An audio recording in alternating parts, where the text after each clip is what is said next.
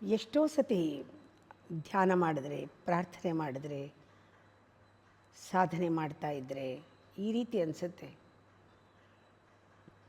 ಯಾವಾಗ ಕಾಲ ಬರೋದು, ಯಾವಾಗ ಕಾಲ ಕೂಡಿ ಬರೋದು,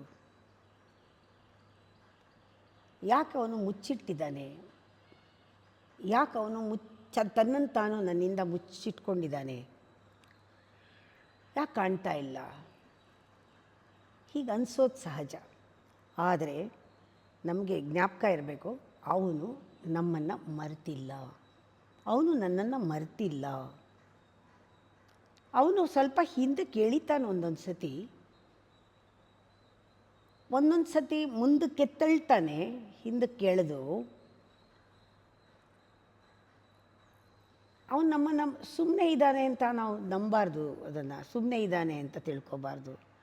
ನಮ್ಮನ್ನು ತಯಾರು ಮಾಡ್ತಾ ಇದ್ದಾನೆ, ಆ ಕಾಲಕ್ಕೆ, ಆ ಸಮಯಕ್ಕೆ ನಮ್ಮನ್ನು ಪ್ರಿಪೇರ್ ಮಾಡ್ತಾ ಇದ್ದಾರೆ. ಅವನು ಸೈಲೆನ್ಸ್ ಆಗಿದ್ದರೆ ಅದು ಆಬ್ಸೆನ್ಸ್ ಅಂತ ತಿಳ್ಕೊಬೇಡ. ಅದನ್ನು ದೇವರು ಯಾವತ್ತೂ ಇಗ್ನೋರ್ ಮಾಡಿಲ್ಲ. ದೇವರು ಸುಮ್ಮನೆ ಇದ್ದ ಹಾಗೆ ಕಾಣ್ತಾ ಇದ್ದಾನೆ.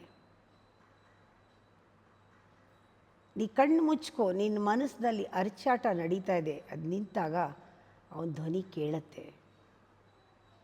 ನೀ ಸುಮ್ಮನೆ ಇದ್ದಾಗ ನಿನಗೆ ಗೊತ್ತಾಗತ್ತೆ. ಯಾರಿಗೂ ಗೊತ್ತಿಲ್ಲ ನಿನಗಿಷ್ಟೊಂದು ಭಾವ ಇದೆ.